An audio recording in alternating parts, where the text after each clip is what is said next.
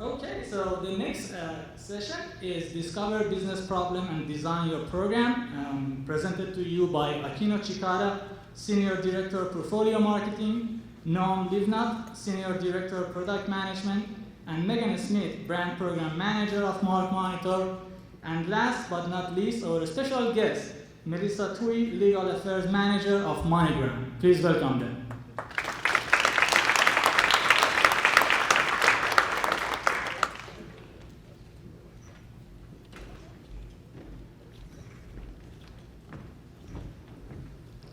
Thank you, and good afternoon, everyone. We're excited to be here today, and for those of you who don't know me, I'm Akina Chikata.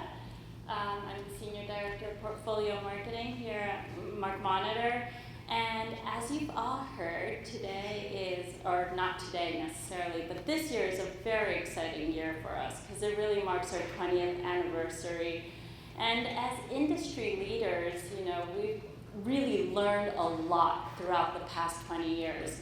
We've now built a brand new technology stack, best-in-class technology to really help with the brand protection program.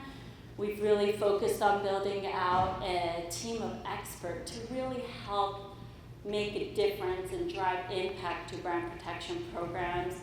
And we've really honed in on a MarkMonitor approach. So in our last session, Nancy and Brittany, thank you so much. They really walked us through the 7 key elements to a good, successful brand protection program. And as they shared, this is our MarkMonitor approach. So as mentioned, our session is going to really focus on discover and design. And I have our wonderful panel joining me today to talk about discovering and designing a brand protection program. So I'm going to start off by some introductions. Melissa, guest of honor, let's start with you. Hi everyone, I'm Melissa Tweet. Thanks for pronouncing my name right. That was a really difficult one, as you can see how it spells, to pronounce. So I'm the Legal Affairs Manager at MoneyGram. Mainly my responsibilities there are the managing and responsibility for the domain portfolio, the trademark portfolios on a global basis, and also I do legal marketing review for all of our assets in advertising in the Americas. So thanks for having me. No, thanks for joining. Megan? Hi, my name is Megan Smith.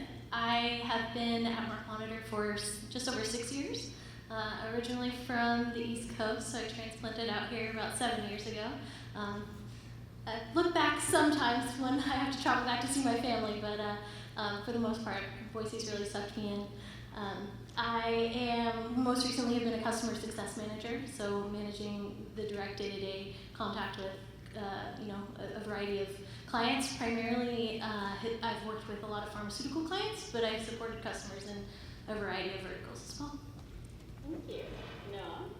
And hey everyone, so I'm Noam Livnat. I'm in product management. This is my 5th year with the company. I actually started off on the anti-fraud product, and as of late last year took over brand protection as well. And for those of you who are less familiar with product management, I'm working very closely with Ricard and Oleg, who presented earlier.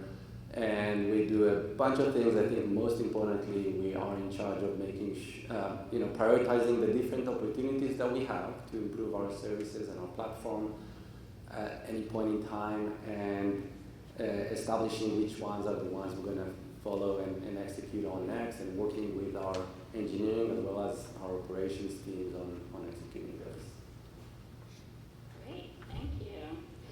Okay, I'm going to start off with a question to Melissa. Can you share some of your IP business challenges you experience at MoneyGram? Sure, we have quite a few. For those that aren't familiar with what MoneyGram is, we're a friends and family money transfer on an international basis. So we find ourselves a very easy target for brand infringement on a variety of websites, social media, mobile apps, phishing, anti-fraud, or phishing fraud type email scams, and also websites that try to grab personal data, personal information from a payment option perspective. So as our business structures, friends and family, many times you'll see our website or you'll see our logo and our company name associated with a variety of counterfeit goods, gambling, adult content that you can, of course, download and pay and have on your phone, puppy mills, shipping of animals, and all sorts of things that we don't want to be affiliated with. But yet, oftentimes, you'll go to certain sites and there will be, oh, you can pay for all of these services with MoneyGram. And it's just, it's a false affiliation. It shows that to the users and the consumers that we're vetted and that we can be trusted to use for those types of services, and it's just something that we don't want to be affiliated with. So those are some of the big ones that are out there. Counterfeit goods, as I mentioned, but also on mobile app sites. There are actual mobile app sites that say that you can download our software and that you can have your own money transfer service right on your own phone. We do have a mobile app for that, but unfortunately on these third-party mobile app sites, you sign up, you download your information, you enter your banking information, your personal login information, and whoop, you've just emptied your bank account. So things like that, we really need to be proactive and try to take down as soon as they pop up. MarkMonitor helps us with those systems and getting that stuff taken down. Also on social media, we'll find ourselves being impersonated. We'll have our executive officers are up on social media sites promoting money flipping.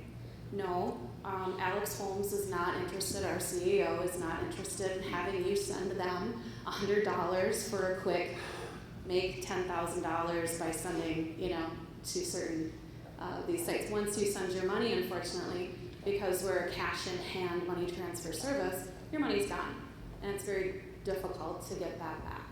So those are the types of real-life situations that we end up with our consumers, trying to protect them and keep them safeguarded so they don't waste their money. Thanks for sharing, Melissa. Yeah, MoneyGram has been a client of ours, as you guys know, for both brand and fraud, so it makes it a really interesting challenge. And Megan, I know you support many of our customers, so maybe from your perspective, can you share some kind of the different challenges, IP challenges, I should say? Yeah, Melissa hit on several of them. And these are not surprises to anyone in this room really, but the most common ones that we see, of course, counterfeit, brand confusion, copyright image abuse, you're going to have a lot of domain squatting. These are issues that face many, if not all, major companies. And then we have some others that are maybe more unique, like selling of really well-developed social media accounts that maybe have a lot of reach, or gaming accounts too. And we also address some really urgent business problems like health and safety, regulatory, including recalls, some adult or offensive content like Melissa mentioned, as well as the fraud and the phishing type business problems. And I think it's kind of interesting because as we discover new business problems all the time, this discovery phase it doesn't end. We're always finding different channels of abuse and ways that people are going to abuse brands. And so an interesting one that was shared with me is a customer of ours who has a mark that is facing genericization, and it just goes to show that you can find infringement in sort of unlikely places. So we have these booking sites, like think TripAdvisor, Priceline, Expedia, this type of thing, and instead of using the appropriate generic description, they were using our customer's mark as a filtering option. So say I want to go book a hotel, and I say I want a king-size room and to be on a high-level floor and extra pillows, whatever the case may be. Well, our customer's mark was also being used as one of these filters. And in order to protect against the further genericization of this mark, it was really important that MarkMonitor was able to step in and interact with these different sites and request that they use the appropriate generic term. And that's just kind of an interesting use case that we might come across that doesn't always align with what you might expect. Yeah, I particularly really like what you just commented, especially on the area on we're constantly discovering new challenges. A lot of the times, a brand owner will sign up with MarkMonitor thinking that this is their core business challenge, but then as they're going through the discovery phase, they're realizing, oh, wait a minute, I didn't realize that I also have a brand protection issue in XYZ, right? And so it's constantly something that we're discovering, and also everything's an evolution as well. So to that end, I guess my question is to Noam, from a technology standpoint, what can MarkMonitor do to help kind of automate the process of kind of discovering issues? Right. So to start off, we have a tool that we call Discovery Scans. It's kind of a combination of the technology and the service. I guess many of you would be familiar with that because we tend to start our programs with that.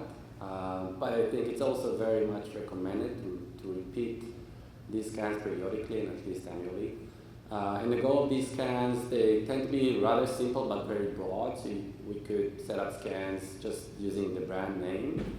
But of course, if it's a counterfeit problem, for example, across all the marketplaces. So the output would be a detailed report that would give you an indication of the good to bad ratio for each of these marketplaces, an estimate of the infringement volume, how good is our success rate when we're enforcing those marketplaces, and how important the marketplace is. So it's, again, a very essential tool to build your program initially, but also in order to maintain it, because as Megan just mentioned, the problems tend to change over time. So that's one aspect of it that is used periodically. And on top of that, we have reports that we share all the time with our customers, and some of them are about the impact of the program. And we are working, as we've seen earlier today, Oleg and Mandeep are working on the strategic reports that would give you even better indications of where we might be over-investing, because this marketplace is actually looking great, but it's not the most important one, and we may want to shift some gears towards another marketplace that is not as well covered. No, it's true. And beyond just marketplaces too, and Megan, I'd love your opinion on this. Beyond marketplaces, we do run discovery type scans for other channels. Maybe can you share some of the insight into how we would help a customer discover a brand protection program? Yeah, so it's important to certainly look at all channels, or channels where your brand might be most affected. Outside of marketplaces, which I think there's a lot of variability in terms of what you look at a marketplace right now versus in an hour, what's going to be on there. And so compared to some of the other modules, it maybe is a little bit more consistent in terms of content, but it's still really important to figure out what keywords bring back infringing results and what keywords are your consumers using. And so we can kind of test that out and determine what's the best fit for your program and what you're trying to accomplish. Right. And then Noam also, for anti-fraud too, since you're also our anti-fraud product manager, what can we do for customers to help identify phishing? Right, so again, we actually have a pretty big subset of our clients that start off with one business problem, and then we learn about another. And many of the customers we have both the brand problem and the fraud problem. So if you came to us with a brand problem, we can definitely look into whether or not you have a phishing issue. We can run the equivalent of the discovery scans on the anti-fraud product, learn more about if you do have fraud issues, and then we can obviously add that to the program. Yeah, that's Great great. examples from MoneyGram too, if I could Yes. just add to tie that in. We do use for both brand and fraud ourselves, but what we run into is companies or false companies have websites that try to act as if they're a MoneyGram website. And so with the fraud aspect, it's the phishing. They're trying to pull the personal data from the simple consumer that thinks they're going to a website that's MoneyGram related, but it's not. So they're adding their login credentials, again, their banking credentials. Sometimes they'll ask for social security numbers, which we would never ask for, but they are pulling that data. We're able to work with MarkMonitor to get those websites shut down. We have an internal security operations team that also works well with MarkMonitor's security operations team. So we're able to tie together and get those things taken down as quickly as possible. A lot of other types of things we see are the just email scams. So again, it's MoneyGram. We had a problem with your account. Please send us your email information, your bank account information, your social security number, last name and last child information to us, and we'll be able to rectify the situation on a transfer that you just had. Again, it's not something that we would do, but MarkMonitor is able to assist in getting those sites taken down and those websites and those emails taken down for us from the phishing fraud standpoint. That's a great example. Thank you for sharing. So shifting gears a little bit, any questions? I see Ed is very excited to be holding out the mic and having the opportunity. It's like dynamite. I want to get rid of this thing. Right? Please, if you have questions, feel free to raise your hand at any point in time. We love an interactive session, so we welcome that. But shifting gears a little bit, I wanted to talk a little bit about the consumer-centric approach. I know in Chris's presentation, as well as Ricard's presentation earlier today, we talked about the well-intentioned consumer. And I guess, Noam, from a technology perspective, what are some of those key features that really makes it consumer-centric? Yeah, so I think it was mentioned earlier that MarkMonitor has been developing our new platform for the last 3 or so years, and I just joined the tail end of this effort late last year. And it was really interesting to see how the consumer-centric approach is really tied to everything that we do on the platform side, from how we collect the information to how we let the users use it, and also how we analyze it. So, to give a few examples, I think, again, collecting the information, believe it or not, it's so much easier to collect data through an API that a marketplace would give you than it is to collect it the way consumers would actually view it. So you have to hit the websites or the sites with, for the right IP from the right location, and we do have a vast network of IPs that can enable us to do it, even at the city level, or using residential IPs so that it looks exactly the way consumers would be using the platform. And then, it goes into features of the platform. So to give an example, we have a feature called URL search that enables you to set up a scan that is very specifically designed to mark a way a consumer might be using, for example, a search. So with specific filters, with specific sorting, and we could mark all that and automate these type of scans every day. And then last, again, we mentioned reporting, but it's also very important to report the results to our customers and to our internal teams in ways that focus not on the activities or the volume of enforcements, like I think I see this as kind of the old way of doing things, but rather report on the stuff that's impactful and the most impactful areas. So, page 1 top results, how are they looking compared to, page 50, whatever, in some marketplace no one gets to. So that's essentially it. That's great. And I guess from Melissa, from a customer's perspective, like this consumer-centric approach, does it resonate, and how does that apply for MoneyGram? Absolutely. So again, with MoneyGram, money transfer, it's cash, it's out of hand.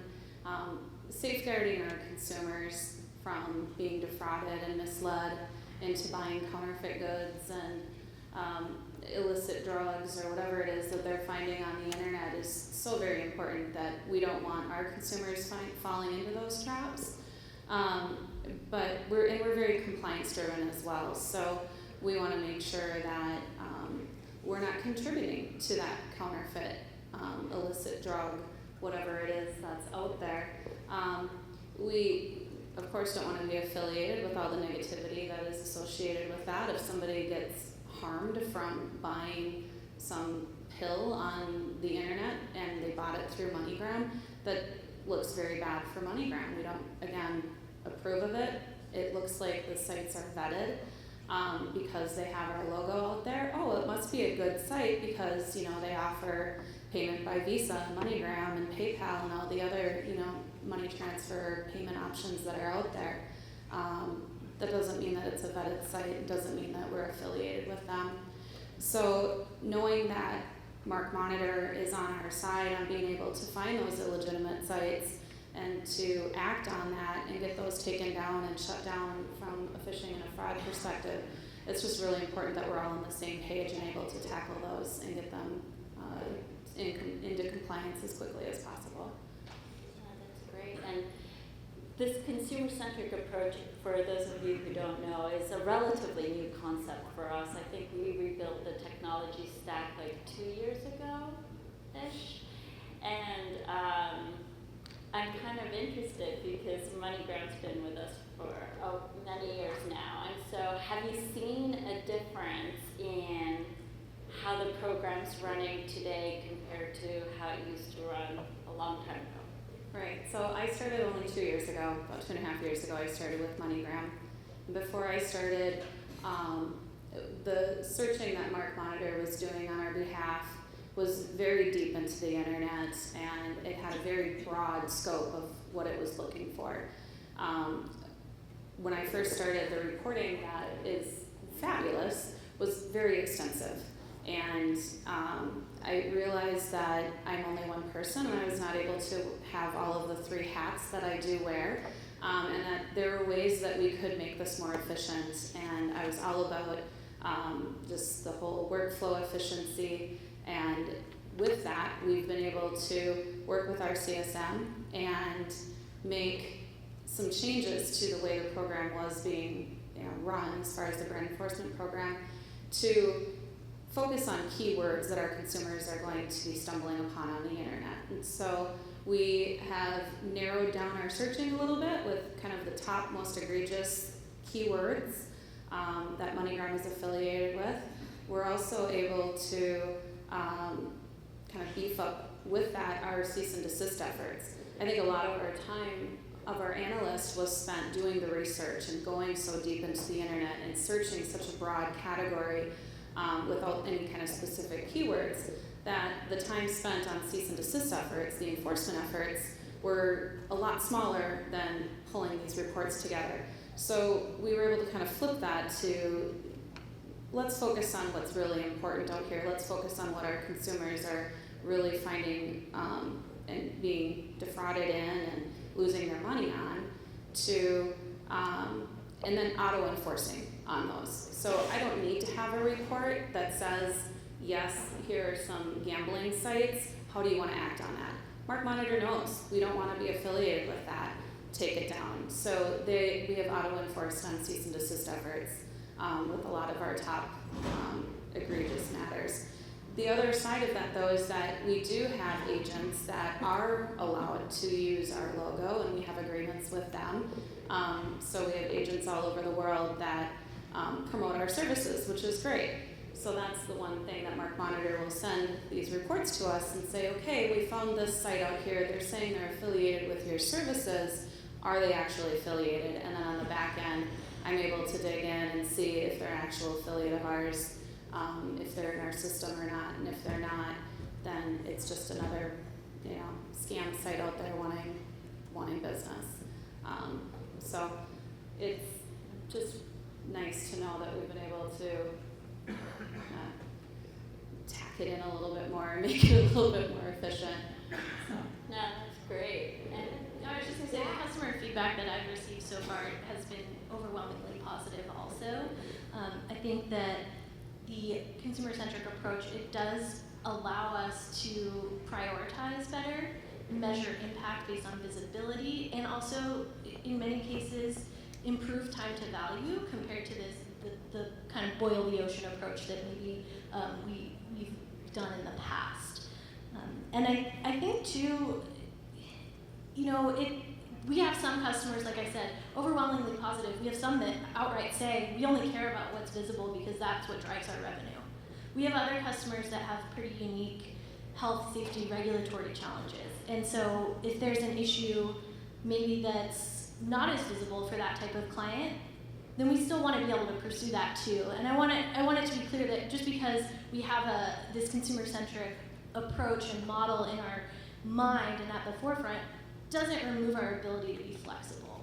So there's always going to be instances that come up that are maybe outside of what the program was designed to capture, but it's still a business problem and it's still an issue for that particular company. So I had one a couple of years ago, but it was quite interesting, and it wasn't something that we were specifically looking for. But we had a pharmaceutical company who was releasing a new product, and they hired an artist to create an ad, a print ad. This artist was really proud of their work, and they published it on their personal portfolio site. This was extremely problematic because not only was it not approved yet, it was not approved by the FDA yet. And so we had to act really quickly and kind of join forces with the client on something that we wouldn't normally come across and remove it really quickly, within 24 to 48 hours because it's a unique and very sensitive issue. So the consumer-centric approach, yes, gives us a lot of new and exciting tools, but it doesn't change that MarkMonitor is going to, go above and beyond to solve unique problems also. I love that, yeah. And I think that's a very important thing to highlight because sometimes it does get lost in translation that, oh, now you've shifted your approach, so can you only do that? And the answer is no. We'll focus very much on the different business challenges, IP business challenges for our customers, and make sure that we're applying the right methodology in solving for those. I am curious though, you guys have been awfully quiet, and I know Ed is very excited with his microphone, so anyone with questions? You guys are too quiet. Oh, we've got one question. Thank you.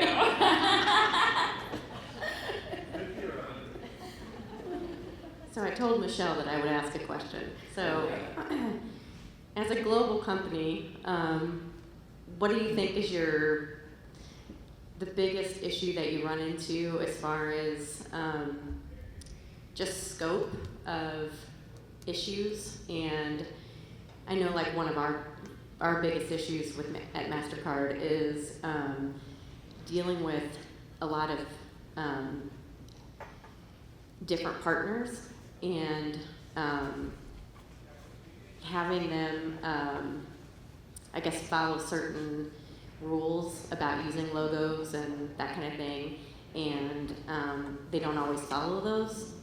And so how do you kind of ring that in?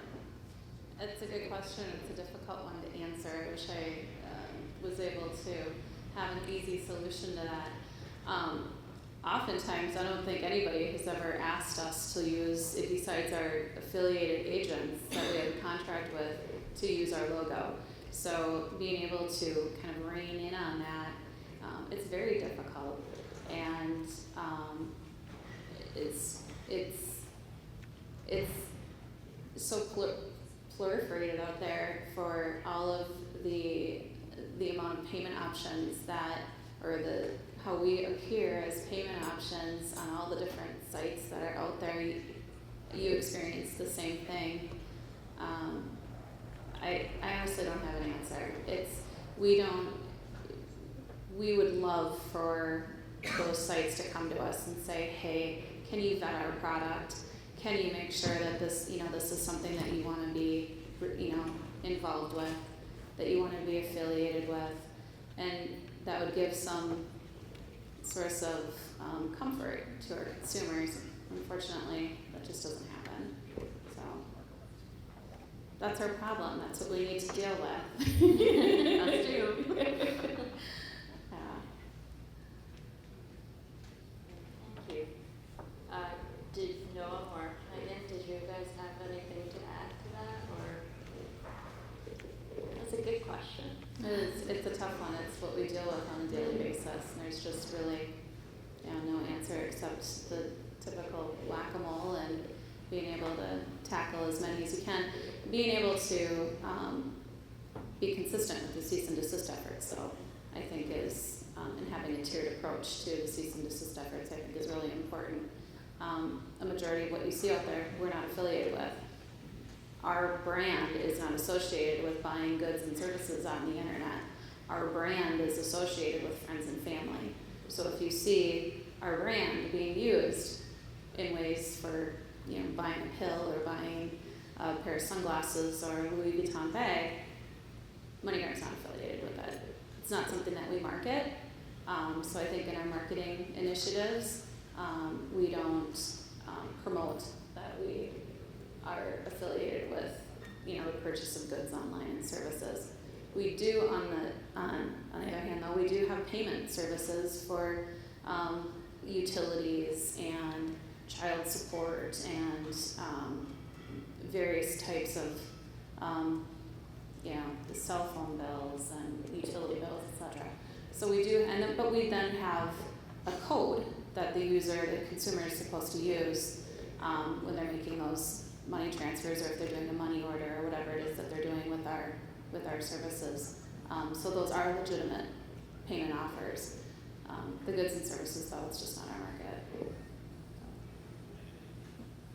Okay, I'm going to shift gears a little bit, and because I know we spent a lot of time talking about discovery piece of it, so now we want to focus on the design piece. So, Megan, I'm going to ask you a very loaded question, because you love that. How do you set up a successful brand protection program? Tell us all the secret sauce. Yeah, that is a big question. And I don't have a perfect answer for it, but I have some recommendations. So, for one, and a lot of this does tie back into what Brittany and Nancy discussed earlier, but collaboration is huge. The more input we can get from a customer and a brand about their products or services will allow us to be, more successful in terms of making enforcement decisions, in terms of really driving value where their organization sees value. And then also, in terms of program size, and Brittany mentioned this, I think it's okay to start small. You don't have to tackle everything all at once. You can look at a particular channel or abuse type, start with the ones that are impacting your customers the most or are most egregious, and expand from there. And in MarkMonitor, we do a good job through this kind of discovery process of recommending, well, we're kind of cleaning it up here, maybe we should look elsewhere. Or maybe I heard you have a new brand coming out. Is this something that you want us to be looking at for you? And then in addition to, if we can minimize kind of any pain points through the process, that's obviously extremely helpful. I think sometimes brand owners come to us and want to enforce on everything. And it's not always possible. Maybe there aren't IP rights or registrations in certain jurisdictions that we can't have the impact that we would want, or maybe we're lacking counterfeit or enforcement indicators. We might kind of also need to consider that every exchange and marketplace and social media platform has their own policies and rules, and we have to engage with them. And if something is prohibited, great. If it's not, and this is where I shout out to the GRM team, I bug Nancy all the time, because if I have a customer that thinks or has a concern about a product that's available in a channel, we might engage a conversation with that partner or that marketplace and say, hey, this is a concern of ours, can you help us? So I think in terms of designing a successful program, it's also being inquisitive and opening doors to those conversations and seeing kind of where they lead you, because we have seen a lot of success in that regard. And again, credit to the GRM team, because Nancy helps me out a lot. No, that's wonderful. Melissa, what about you when you're thinking about how to design your brand protection program? What's worked well for you? Having MarkMonitor be able to be flexible with us and with our keyword choices that we have, because you have no idea how many different things pop up that we have consumer complaints from. Hey, I tried to get some auto parts and I never got them. And that's something that then is our company's problem, because they paid for something using our services, they never got it. So again, seeing our logo and seeing our name on these payment option sites is really problematic.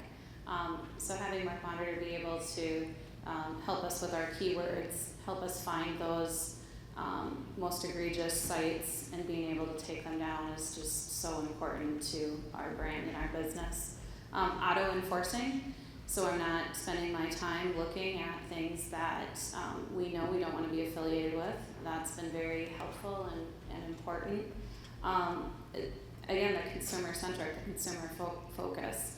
What are our consumers finding? How deep down into certain pages and certain websites do we really need to go to make an impact?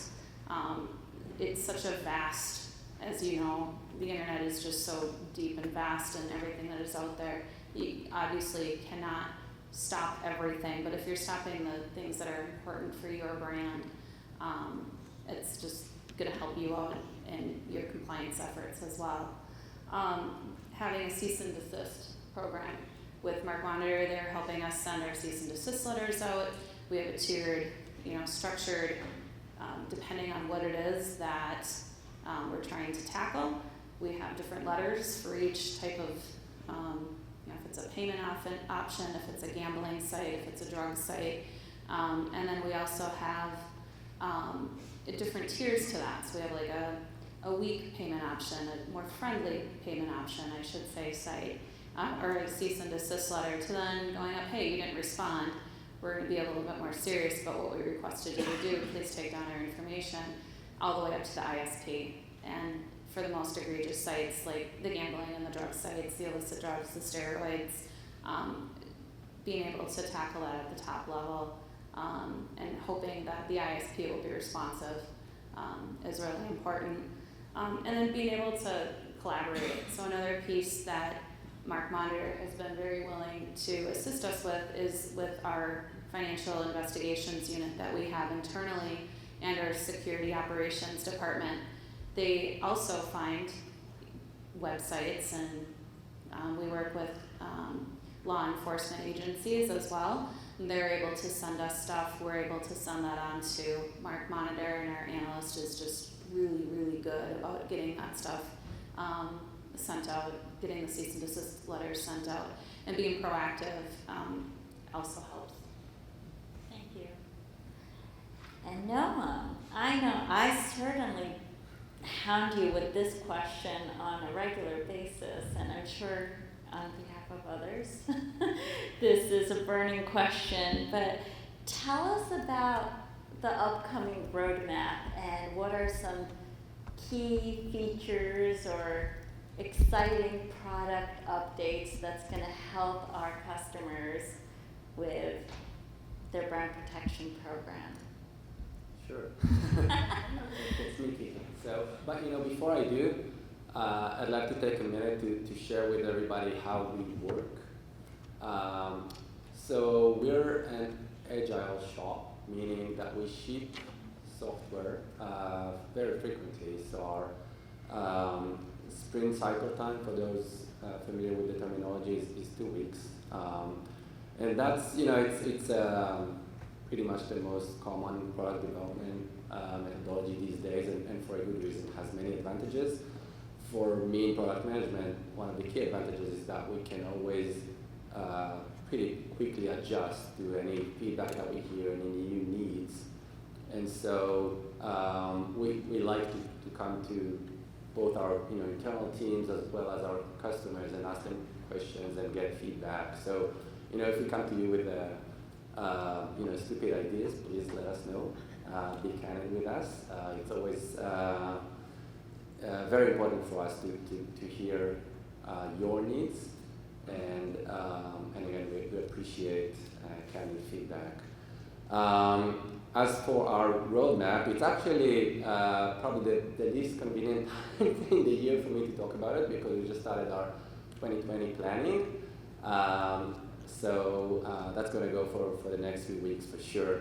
But I do want to mention a few of our key initiatives that I'm sure are going to be part of that plan. So, number one, by now I think we've invested a lot in our two main channels that we cover. So one is the marketplaces, the other one we call websites, so basically search engine results and new domains. Those are pretty robust in our system, I would say, or more than pretty robust. We are investing a lot in two other channels. One is the one we call paid search or search ads, and even more importantly, social media, which we actually launched a new model for social media in our system back in June, and we keep investing. Social media has become, I think some of the presenters today already mentioned how important it has become in their program. It's definitely growing in importance. We see it impacting purchase decisions for consumers. We're even seeing e-commerce within those platforms already taking place. So we're working hard on improving the ways we collect data in those networks, and I can assure you it's not easy, but we're working hard on that. So that's one initiative. The other one I wanted to mention is automating some of the work, and specifically automating the tagging. So our analysts are always hard at work making sure that we scan and harvest lots of data, and they are working to tag and decide what's infringing, what's not, and then we enforce. And the more we can automate that part of the work, which is, it's actually consuming a lot of their time, then, we can get to quicker detection and enforcement. We can make the entire program more efficient, and obviously we can prevent any human error. So that's a big initiative for us. It actually started last year, something we call vet level. We started on the marketplaces front, and we want to improve and enhance it to the other channels that we cover. And maybe last thing I'll mention is we talked a lot about reporting today, but we actually related more to the type of reports that we aggregate and summarize and share with you, our customers. There's another type of reporting, which is we can deliver data to you via APIs, and that's very beneficial to those of our customers that have business intelligence tools in-house and maybe collect data from various different types of vendors. So we definitely collect lots of data for our customers, and we want to be able to deliver this data to you to give you a very complete picture of everything that's going.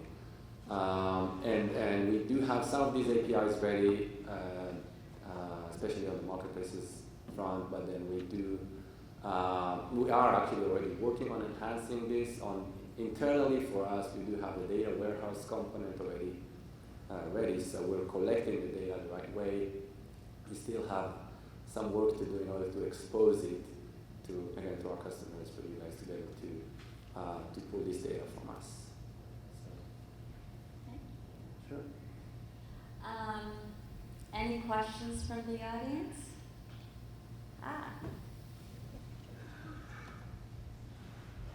So this discussion has raised a issue in my mind, and this is directed to the MarkMonitor folks up there. Can you explain what internal processes or controls MarkMonitor has for conflicts checks? For example, if you have one client that wants to sell a particular widget or item and another client that doesn't want to be affiliated with that, do you run an internal conflicts check on new clients, or how does that work? That's a really good question.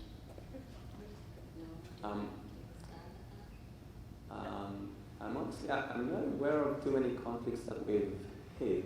I don't know, maybe I could run into any of those. I don't know that I'm the best person to answer the question, and I can't speak to maybe the specific level that you're looking for. So we can definitely get you an answer after from maybe a more appropriate person. But I know that if there are issues that come up between, like if we have, you know, 2 customers and there's some sort of issue that needs to be resolved, oftentimes we'll help handle that in-house rather than, you know, sending an enforcement or taking some sort of more egregious or instead of taking an enforcement action, you know, if we know that they're a customer or they use multiple products of ours, then we'd certainly want to, you know, handle that in-house. It's much more common for our customers to actually work together and learn from each other than to be in a conflict. Any other questions? Yeah. We'll have a follow-up from the judge.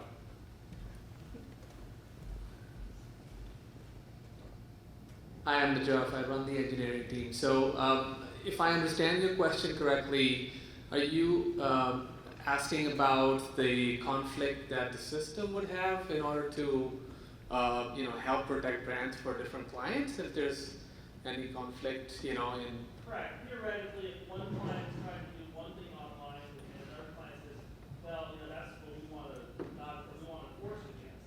You have an internal system to prevent a conflict check against each other.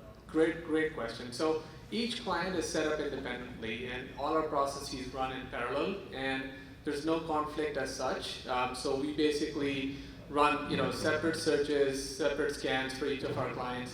So everything that we do from an enforcement, from detection, everything is actually kept specifically for that client. So our platform is scalable enough to be able to run those parallelly instead of just, you know, conflicting with each other. Does that answer your question? Thank you for clarifying that. Any other questions? If not, I need the steps. Come on, somebody. Sorry. So, I have a question for Melissa. Do you have any final recommendations, especially from your perspective, and like best practices that you would recommend? Yeah, I think I may have touched on a little bit of that, but I really think it's important to focus on what it is your company is, what is the most offensive to your company, and being able to develop those kind of keywords and things that you don't want to be affiliated with, and you know, be able to stay persistent and make sure that you don't kind of give up on things that your company feels is not appropriate. You know, be tough as far as what it is you want to be associated with and whatnot. You know, your brand is your brand, right? And you just want to make sure that you're doing what you can to represent the best for your company and the best for your consumers. Megan, anything you would add? Yeah, I would second that. I have to say, one of the takeaways, I actually come from a security background, so I'll maybe borrow something from there. So when you start in the security space, you kind of think, hey, you know, our security has to be bulletproof. We can't ever afford for someone to hack into our systems. But then as you kind of learn and educate yourself and talk to experts, you realize there's no such thing as, you know, 100% bulletproof security. There's always going to be trade-offs you have to make, and there's always going to be risks. And I think it kind of is analogous to brand protections in the sense that there's always a limited number of resources you have, a limited budget you work by, and the key thing is really to be able to invest where it matters, right? So in our case, I think we're advocating to invest in a consumer-centric view of the world You gotta protect the places where your consumers are hitting and the counterfeit that they are actually being exposed to in the counterfeit example. And you can't just afford to boil the ocean, as Megan mentioned before. That's never going to happen. No one has the budget.